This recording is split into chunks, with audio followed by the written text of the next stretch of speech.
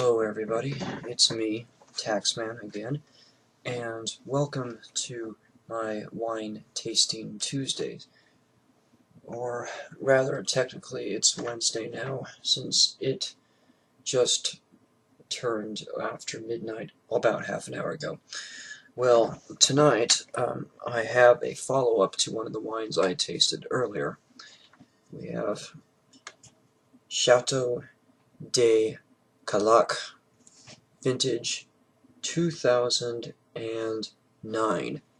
Now, I tasted an older vintage of this about a month and a half ago, the 2005, and, well, this arrived about a week after that, but since I was so close to my trip, I put it aside until my return. Now, for my first wine tasting since getting back home, decided to go with one that I've done so we can compare. Now, the 2009 vintage was a great year for Bordeaux. It was considered to be the vintage of the century until the 2010s rolled about.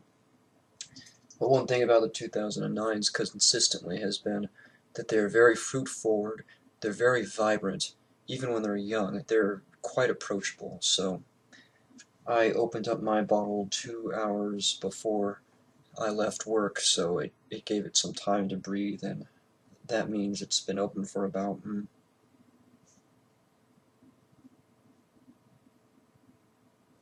3.5 hours now. So it's come into itself quite well. Now, I must admit, though, I am about halfway through, so it has... I do have the some impressions in my brain, but I'll be working off what I smell immediately.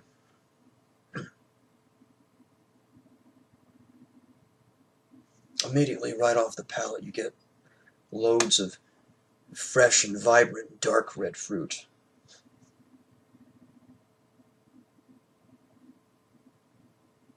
There's currants and cherries.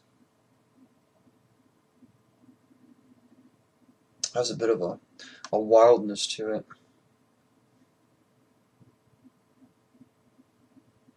There is a bit of a very small bit of olive to it as well, although it's very well integrated into the fruit flavors. There is, like a lot of these young red French wines, a leatheriness to it as well, which makes for a very nice backbone to the fruit. And since this is a Graves wine, as you can see here, Graves, which is one of my favorite appellations within one of my favorite communes within the Bordeaux area. The Pessac-Léognan ones are the best. You do get a lot of pencil lead and graphite on the nose.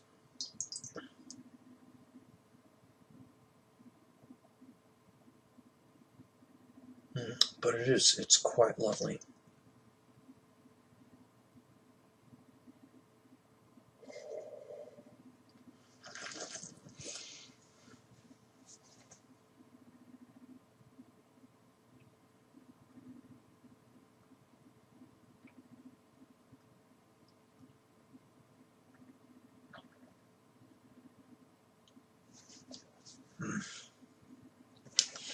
Oh, that's definitely a full-bodied, nice full body, very expressive across the palate. It's got a very expressive across the palate. It's got a nice jamminess to it, but it's not jammy like a California wine. It's still very much restrained and very elegant, even with its decadence. It's got a bit of a tannic grip to it, although I'd say the acidity here is stronger. So it's full-bodied, but it does have a bit of a slightly thin and acidic mid-palate and finish to it, which is perfectly acceptable and fine for this style of wine. In fact, it's expected for a Bordeaux and for a Grave wine in particular. It leaves the mouth watering with the lingering finish and craving for either a good piece of cheese or, even better, some red meat. Nice ribeye or some lamb, perhaps.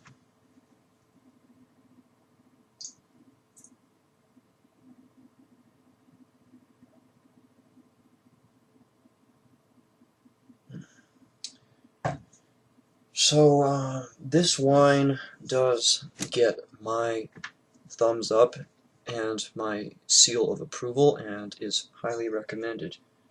So, if you see it, give it a try, and it's not that expensive either. At the shop where I work and where I bought, it was $18.98 for a bottle, which is it's all right for an everyday, well, at least for a middle of the week hump day. I'm drinking wine, and it's good to get back into the flow of things now that I'm back here in Indiana.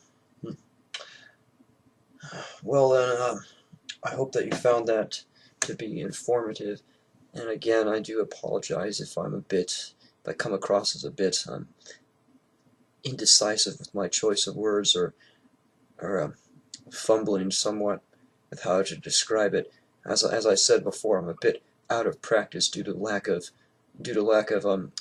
other experts in the subject to soundboard off of. But I am working pretty hard to get back into shape. It's just like exercise. If you don't practice it every day, or if you don't practice it regularly, you can fall out of shape, even though your muscle memory may still be there, or like math too, for that matter.